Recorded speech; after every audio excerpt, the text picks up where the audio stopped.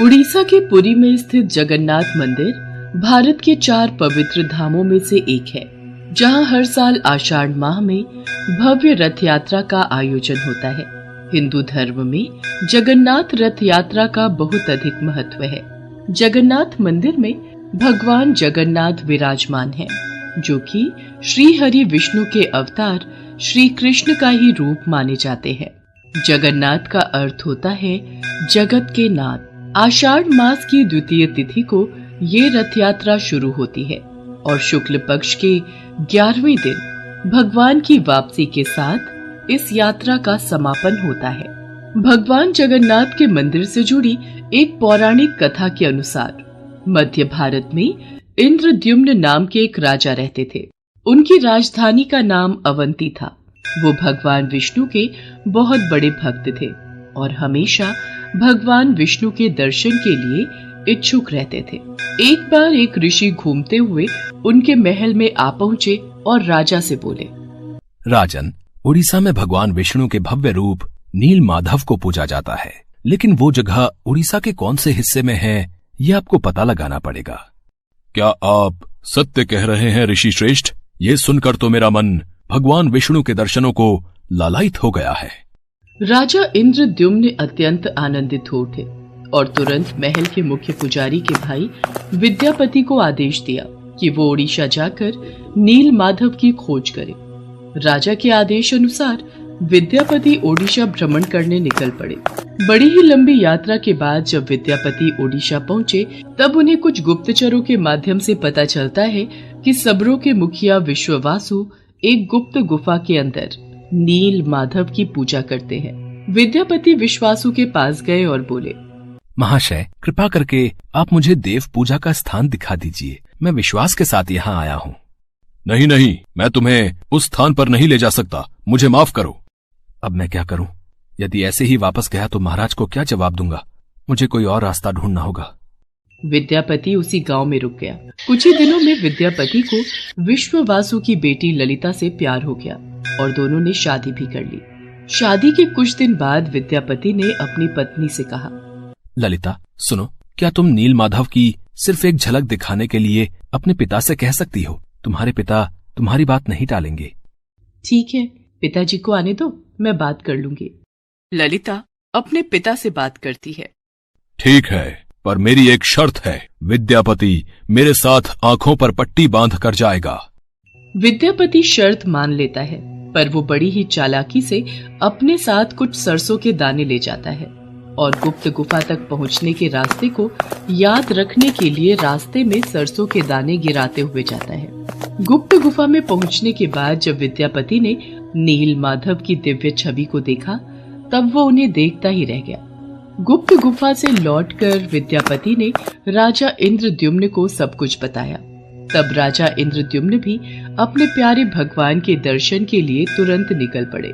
लेकिन जब राजा इंद्रद्युम्न विद्यापति के साथ गुप्त गुफा में पहुंचे, तब उन्हें वहां कुछ नहीं दिखा। नील माधव अंतर्धान हो चुके थे। यहाँ पर तो कुछ भी नहीं है। प्रभु कहाँ गए? महाराज, मैंने यही उनके दर्शन किए थे, पर अब वो यहाँ से अंतर्ध्यान हो गए हैं। राजा इंद्रद्युम्न निराश होकर महल में लौट आए। उसी रात उनके सपने में भगवान विष्णु आए और बोले, राजन, तुम पुरी के समुद्र तट पर जाओ।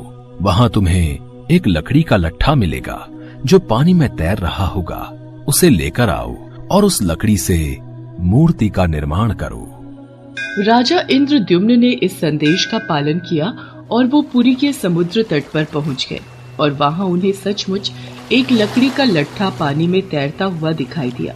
लेकिन राजा इंद्रद्युम्न के सेवकों के लाख कोशिशों के बावजूद भी कोई उस लकड़ी के लट्ठे को उठा नहीं पा रहा था। अंत में कबीले के सरदार विश्ववासु की सहायता से उस लकड़ी के लट्ठे को महल में लाया गया, परंतु उस लकड़ी के लट्ठे से कोई भी कारीगर नील माधव की छवि तराश नहीं पा रहे थे। महाराज, हमारे लिए ये कार्य करना असंभव है। हम इस लकड़ी के लट्ठे से कोई भी मूर्ति नहीं तराश पा रहे हैं। हमें क्षमा कीजिए। जब इस काम को करना नामुमकिन हो गया, तब भगवान विष्णु ने फिर से राजा के सपने में दर्शन दिए और कहा, राजन, तुम देवताओं के शिल्पकार विश्वकर्मा की आराधना करो। वो इस कार्य को अवश्य पूरा करेंगे। भगवान विष्णु के कहने पर राजा इंद्रद्युम्न ने देवताओं के शिल्पकार श्री विश्वकर्मा से प्रार्थना की। तब वो सबके समक्ष एक बूढ़े बढ़ई के रूप में प्रकट हुए और राजा इंद्रद्युम्न से बोले, राजन, मैं आपको विश्वास दिलाता हूँ कि मैं कुछ ही दिनों में तराश कर मूर्तियां तैयार कर दूंगा, लेकिन मेरी कुछ शर्तें हैं। जी प्रभु बोलिए, मुझे आपकी सारी शर्तें मंजूर हैं। मैं भगवान श्री विष्णु की मूर्ति को 21 दिनों में बनाकर तैयार कर दूंगा, पर मैं ये कार्य अकेले में एक बंद कक्ष में रहकर करूंगा। अगर किसी ने भी मेरा कार्य पूरा होने से पहले कक्ष के द्वार को खोला तो मैं कार्य को अधूरा छोड़कर चला जाऊंगा। मुझे आपकी सारी शर्तें मंजूर हैं। कृपा करके आप कार्य को आरंभ कीजिए। और फिर भगवान विश्वकर्मा ने कक्ष के द्वार बंद कर लिए और अपने कार्य में लग गए। लोगों को उस कमरे से सिर्फ आरी, छेनी और हथौड़ी इत्यादि की आवाजें सुनाई देती थी। लेकिन 15 दिनों बाद जब रानी गुंडिचा को कमरे से कोई भी आवाज सुनाई नहीं दी, तब वो घबरा गई और राजा इंद्रद्युम्न से बोली, महाराज, जिस कक्ष में मूर्ति बनाने का कार्य चल रहा है वहाँ से कोई भी आवाज नहीं आ रही है। कहीं वह बूढ़ा कारीगर भूख प्यास के कारण मर तो नहीं गया? आप एक बार कक्ष को खोलकर देख तो लीजिए, कहीं हमारे सिर कोई पाप न लग जाए। पर महारानी, हमें उन्होंने यही शर्त रखी थी कि 21 दिन से पहले उस कक्ष का द्वार न खोला जाए। कहीं कोई अनहोनी हो गई तो? महाराज, ऐसे भी तो हम चिंता में हैं। कक्ष को खोले बिना कुछ पता नहीं चलेगा। रानी गुंडिचा ने राजा इंद्रद्युम्न से कक्ष का द्वार खोलने की जिद की।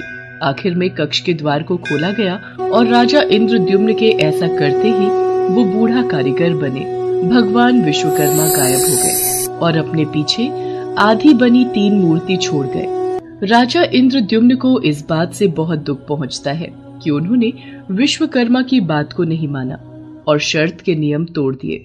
इसी कारण प्रभु जगन्नाथ के हाथ और पांव